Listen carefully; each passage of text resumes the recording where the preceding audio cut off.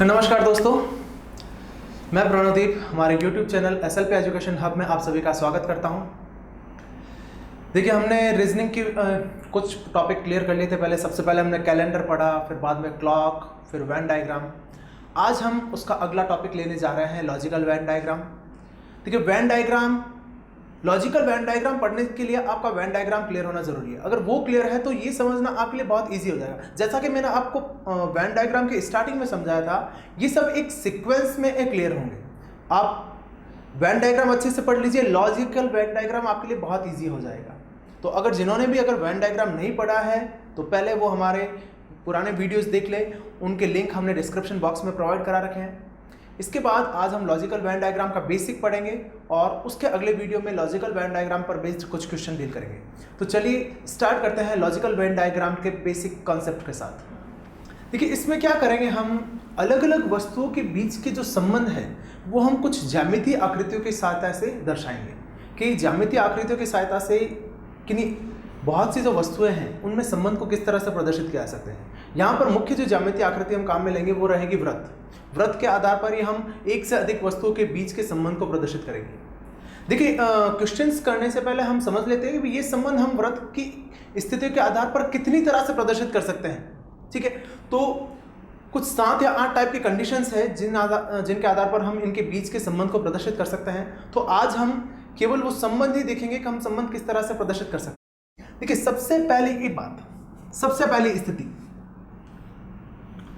जब एक वस्तु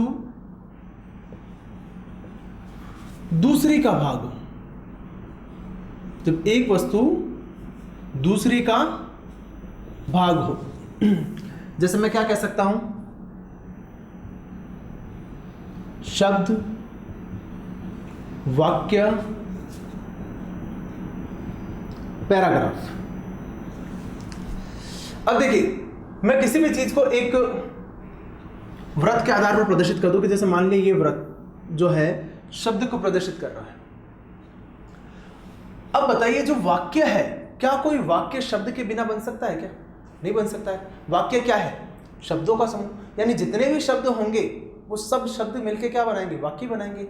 यानी वाक्य जो भी है वो क्या होगा? शब्द से बड़ा होगा, और जितने भी शब्द है वो वाक्य के अंतर्गत होंगे। अब अगर पैराग्राफ की बात करें तो पैराग्राफ क्या होता है? 4-5 वाक्यों का समूह, यानी जितने भी वाक्य है वो पैराग्राफ के अंतर्गत आएंगे। देखिए, तो ये जो बड़ा वाला जो वृत्त है ये करेगा पैराग्राफ को डोनेट, ये बीच वाला वाक्य को, और सबसे अंदर वाला शब्द को। तो इस प्रकार 2 या 2 से अधिक जो वस्तुएं हैं उनके बीच के संबंध को जो ज्यामितीय आकृति द्वारा प्रदर्शित करना है, ये क्या कहलाता है? वेन आरेख। यह पहली स्थिति होगी जब एक वस्तु दूसरी वस्तु का भाग हो। दूसरा है जब 2 वस्तुओं में कुछ हिस्सा एक दूसरे का हो। इस प्रकार के संबंध को कैसे प्रदर्शित कर सकते हैं? देखिए, इसका एग्जाम्पल अगर ले अपन, कुत्ता, बिल्ली, पालतू। ठीक है, कुत्ता, बिल्ली और पालतू। यहां पे थोड़ा लैंग्वेज को भी फॉलो करना। यहां पर जो मैं लैंग्वेज बता रहा हूं वो लैंग्वेज हमारे काम आएगी अगले सिलोजिज्म में। ठीक है, न्याय वाक्य में यहाँ के लैंग्वेज आगे काम आएगी। देखो, चलो मैं किसी भी एक वृत्त के आधार पर प्रदर्शित कर देता हूं। ये कुत्ता हो गया, ये जितना भी वृत्त है ये क्या कर रहा है? सभी कुत्तों को प्रदर्शित कर रहा है। बिल्ली है, वो क्या होगा? कुत्तों से अलग ही होगी, अब इसको प्रदर्शित नहीं करते हैं। पालतू, अब देखो, बताओ, क्या कोई कुत्ता पालतू हो सकता है क्या? बिल्कुल हो सकता है। क्या सभी कुत्ते पालतू हैं? नहीं, सभी नहीं हो सकते। तो यहां पर क्या, अब मैं कह सकता हूं कुत्ता और जो पालतू है इन दोनों में क्या है? आंशिक संबंध है, यानी कुछ कुत्ते पालतू हो सकते हैं। तो यहां पर एक घेरा में लेता हूं कि ये हो गया, घेरा हो गया पालतू का, ये घेरा हो गया कुत्ते का। तो ये क्या प्रदर्शित करेगा कि ये वो कुत्ते हैं जो पालतू है। ये आंशिक संबंध हो गया। अब अगर मुझे बिल्ली को डोनेट करना हो तो क्या होगा? बिल्ली और कुत्ते में तो कोई संबंध नहीं हो सकता, परंतु बिल्ली और पालतू में तो हो सकता है। तो बताइए, क्या कोई बिल्ली पालतू हो सकती है? डेफिनेटली। क्या कुछ बिल्लियां पालतू हो सकती है? तो कुछ हो सकती है। क्या सभी बिल्लियां पालतू हो सकती है? नहीं, सभी नहीं हो सकती। तो यहां पर भी क्या होगा? बिल्ली और पालतू में भी क्या होगा?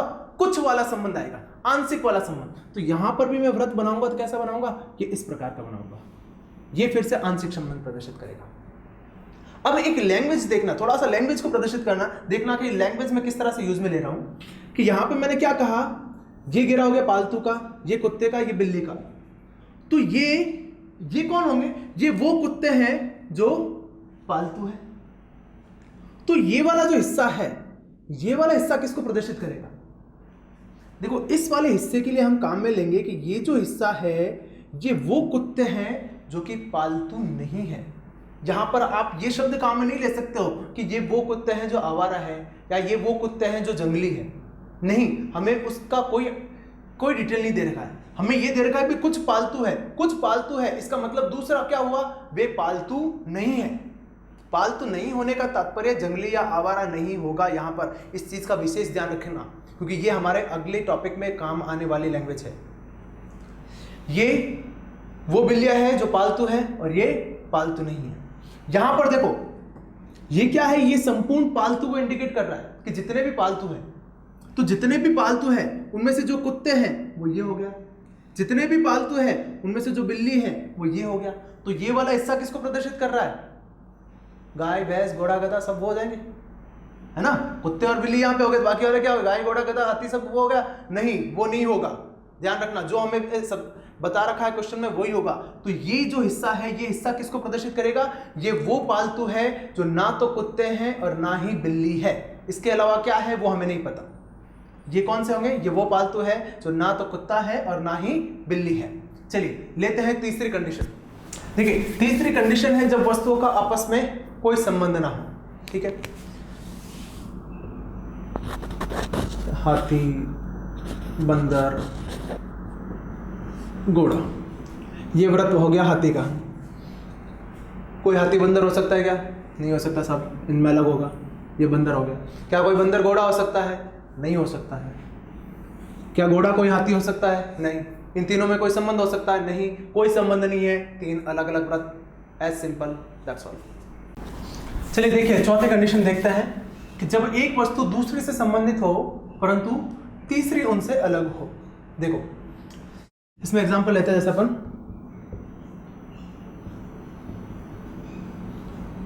फल, अंगूर और सब्जी। ठीक है सर, पहला फल को ये मैंने बना दिया, ये गोला हो गया सर, ये हो गए सारे फल। अब देखो अंगूर, क्या कोई अंगूर फल हो सकता है? हो सकता है। क्या कुछ अंगूर फल हो सकता है? क्या कुछ नहीं। क्या सभी अंगूर फल है? बिल्कुल, है ना। क्या कोई, जितने भी अंगूर है वो क्या है? सारे फल ही है। क्या अंगूर का कोई हिस्सा फल से बाहर हो सकता है? नहीं ना। तो क्या होगा? अंगूर छोटा होगा हिस्सा। ये हो गया, क्या हो गया? अंगूर, और ये हो गया क्या? फल। तो ये क्या प्रदर्शित करता है कि जितने भी अंगूर है वो किसके अंदर आएंगे? फल के अंदर आएंगे। ठीक है, और ये वाला हिस्सा क्या हो गया? फल। कुछ फल ऐसे भी है ना जो अंगूर नहीं है, तो ये वाला जो हिस्सा है ना बाकी वाला फल का, ये किसको प्रदर्शित कर रहा है? ये उन फलों को प्रदर्शित कर रहा है जो कि क्या है? अंगूर नहीं है। अब देखो सब्जी, अंगूर और सब्जी में कोई संबंध है क्या? नहीं।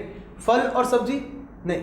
हालांकि अपन को सब्जियां बना लेते हैं कोई फलों की, वो बात और है, परंतु कैटेगरी के तौर पे फल और सब्जी को बिल्कुल अलग अलग रखा गया है। ठीक है, तो कोई भी फल सब्जी नहीं होता, ध्यान रखना ये। तो सब्जी क्या होगी? बिल्कुल अलग। ये लॉजिक मत बना देना कि हाँ ठीक है हम उस फल की सब्जी बना लेते हैं, तो वो उस तरह का कॉन्सेप्ट यहाँ पे वर्क नहीं करेगा। जो फल है और सब्जी है वो अलग अलग रहेंगे। ठीक है, तो यहाँ पे ये पहला संबंध आ जाएगा, ये दो वस्तु आपस में संबंधित है और तीसरी अलग है। देखो एक और एग्जांपल लेते हैं इसी टाइप का, कि जब दो वस्तु आपस में संबंधित हो। यहाँ पे तो क्या हो गया? दो का पूर्ण संबंध हो गया और एक बिल्कुल अलग हो गई। अब लेते हैं दो का आंशिक संबंध और एक अलग। जैसे पुरुष, सिपाही और घोड़ा। चलो ये देखो, ये गोला हो गया साहब अपने पुरुष का, ये हो गए सारे पुरुष। अब बताओ सिपाही, क्या कोई पुरुष सिपाही हो सकता है? बिल्कुल हो सकता है। क्या जितने पुरुष है वो सारे सिपाही हो जाएंगे? क्या सारे तो हो नहीं सकते। अब अगर मैं बात करूं सिपाही की, कि सिपाही है कि जितने सिपाही है क्या वो सारे पुरुष है? नहीं, कुछ महिलाएं भी हो सकती है। तो यहां पे मैं क्या बताऊंगा कि पुरुष और सिपाही के बीच कैसा संबंध आएगा? आंशिक संबंध। यानी कुछ पुरुष है वो सिपाही हो सकते हैं और कुछ पुरुष जो है बाकी कुछ और होंगे। कुछ सिपाही जो है वो पुरुष है, कुछ सिपाही है वो कोई और है। ये किसको प्रदर्शित कर रहा है? क्या ये वो सिपाही है जो महिला है? नहीं, मैंने आपको फिर भी बताया था यहाँ पे हमें महिला का जिक्र नहीं हुआ है। तो मैं इस खाली हिस्से को अगर प्रदर्शित करूंगा तो क्या बताऊंगा कि ये वो सिपाही है जो पुरुष नहीं है। ठीक है, आप यहाँ पे ये नहीं कह सकते कि ये वो सिपाही है जो महिला है। इस चीज़ का विशेष ध्यान रखना है अपन को। ठीक है, ये अगले टॉपिक न्याय वाक्य में हमारे लिए बहुत काम आने वाला है। अब घोड़ा पुरुष और सिपाही से कोई संबंधित हो सकता है क्या? घोड़ा नहीं, घोड़ा बिल्कुल अलग होगा। देखो इस वाले चौथी कंडीशन में हमने दो कंडीशन देखी है। एक बार तो दो वस्तुओं में पूर्ण संबंध और तीसरी बिल्कुल अलग, और दो वस्तुओं में आंशिक संबंध और तीसरी बिल्कुल अलग। चलते हैं नेक्स्ट टॉपिक में। पांचवी कंडीशन लेते हैं, जब तीन वस्तुएं आपस में आंशिक रूप से संबंधित हो।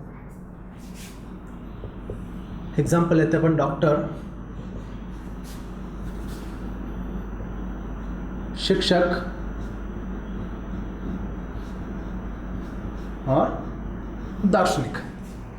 ठीक है, चलिए ये गोला हो गया अपना डॉक्टर का, ये सारे डॉक्टर हो गए। ठीक है, अब देखिए शिक्षक, क्या कोई डॉक्टर शिक्षक हो सकता है क्या? डॉक्टर है वो तो मरीजों का इलाज करेगा, टीचर थोड़ी होगा, है ना। डॉक्टर अलग होते हैं, टीचर अलग होते हैं, ऐसा ही होता है क्या? हो सकता है कुछ? मतलब मेडिकल कॉलेजेस में कौन पढ़ाते हैं? सब डॉक्टर ही पढ़ाते हैं। मेडिकल कॉलेजेस हैं जितने, नर्सिंग कॉलेजेस हैं वहाँ पे। तो क्या होता है भी, कुछ जो डॉक्टर है वो क्या करते हैं? टीचिंग का वर्क भी करते हैं, शिक्षक हो सकते हैं, परंतु सभी नहीं हो सकते। और वैसा का वैसा शिक्षक में भी क्या होगा, कुछ शिक्षक जो है डॉक्टर हो सकते हैं। ठीक है, तो यहाँ पे मैं क्या कहूँगा कि शिक्षक और डॉक्टर के बीच कैसा है? आंशिक संबंध है। शिक्षक और डॉक्टर के बीच क्या होगा? आंशिक संबंध। कुछ डॉक्टर शिक्षक हो सकते हैं और कुछ शिक्षक डॉक्टर हो सकते हैं। अब दार्शनिक, अब देखिए एक नया शब्द आया दार्शनिक। पहले तो आपको इसका अर्थ पता होना चाहिए कि दार्शनिक क्या है। दार्शनिक वो है जो अपने स्वयं का एक दर्शन रखे, जो अपने एक स्वयं की विचारधारा रखे। ठीक है, जैसे गांधी जी है, गांधी जी को एक दार्शनिक कह सकते हो। ठीक है, श्री अरविंदो, आपने पढ़े होंगे, प्लेटो, अरस्तु, वो सब दार्शनिक है, वो भी है। और अपने स्तर पर भी आप कह सकते हो जो अपनी एक खुद की विचारधारा रखता हो वो एक दार्शनिक है। ठीक है, ऐसा कोई जरूरी नहीं है कि वो एक ख्याति प्राप्त हो या जिसने ख्याति प्राप्त नहीं की है। जो भी एक अपनी विचारधारा रखता है, जो यूनिवर्सल कुछ अलग से कॉन्सेप्ट रखता है, अलग से विचारधारा रखता है, वो अपना एक दार्शनिक हो सकता है। तो बताइए क्या कोई शिक्षक दार्शनिक हो सकता है? कोई शिक्षक एक अपनी अलग से विचारधारा प्रस्तुत कर सकता है? निश्चित रूप से कर सकता है। तो क्या होगा, शिक्षक और दार्शनिक में भी क्या आएगा? आंशिक संबंध। क्या कोई डॉक्टर दार्शनिक हो सकता है? डॉक्टर भी हो सकता है, उसमें भी कोई बड़ी बात नहीं है।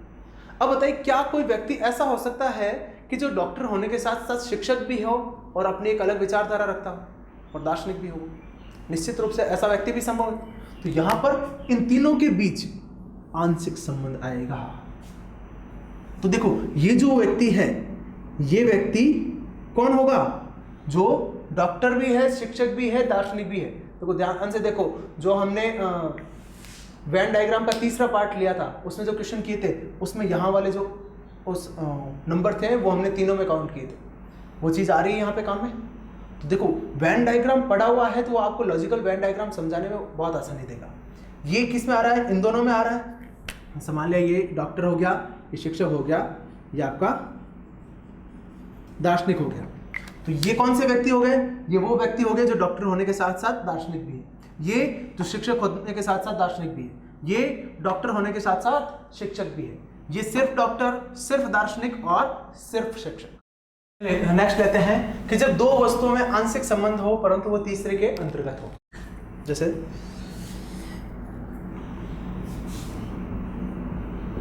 पुरुष, पुलिस, मानव। ठीक है, कोई भी ऐसा बनाने के लिए आप क्या कर लो, पहले भी एक शुरुआत कर लो कि ये हो गया सब पुरुष का बोला हो गया, ये पुरुष हो गया। अब पुलिस में क्या कोई पुरुष पुलिस में हो सकता है क्या? निश्चित रूप से हो सकता है। क्या सभी पुरुष पुलिस में हो सकता है? सभी तो नहीं हो सकते, कुछ ही होंगे। पुलिस, जितने भी पुलिस है क्या सभी पुरुष है क्या? नहीं, कुछ महिला वगैरह और अन्य भी हो सकता है। तो यहाँ पे क्या चीज निकल के आ रही है कि पुरुष और पुलिस जो है उनके बीच कैसा संबंध है? आंशिक संबंध है।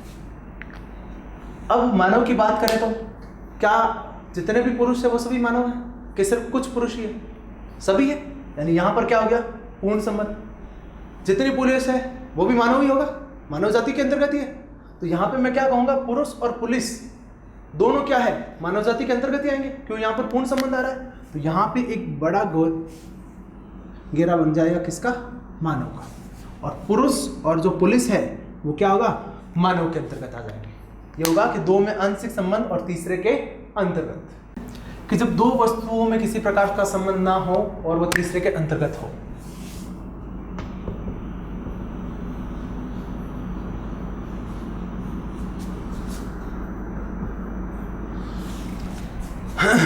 सोना, ये हो गया सोना। चांदी, सोना और चांदी क्या है, दोनों अलग अलग तरह के धातु हैं। और धातु, क्या सोना और चांदी क्या है, दोनों ही क्या होगी, धातु ही होगी। दोनों किसके अंतर्गत आएगी, दोनों अलग अलग है और दोनों किसके अंतर्गत आएगी, धातुओं के अंतर्गत। ये हो गई धातु, चांदी और ये सोना। ये आ गए आपके सातों टॉपिक, जो 7 बेसिक तरह के जो 7 स्ट्रक्चर बन सकते हैं, वो सातों स्ट्रक्चर यहाँ पर क्लियर है। धन्यवाद। ये हो गया हमारे लॉजिकल वेन डायग्राम का जो बेसिक कॉन्सेप्ट्स हैं वो सारे क्लियर हो गए। अब अगले जो पार्ट है, अगले सेशन में हम लोग लॉजिकल वेन डायग्राम पर बेस्ड जो बढ़िया लेवल के जो क्वेश्चन हैं जो एग्जाम में पूछे गए हैं पिछले सालों में, वो लेकर आएंगे। हमारे चैनल को आप लाइक कीजिए, सब्सक्राइब कीजिए और अपने सभी दोस्तों के साथ शेयर कीजिए और बेल आइकन को दबाना ना भूलें, ताकि आने वाले जितने भी वीडियोज़ हैं उनका नोटिफिकेशन आपको प्राप्त होता रहे। धन्यवाद।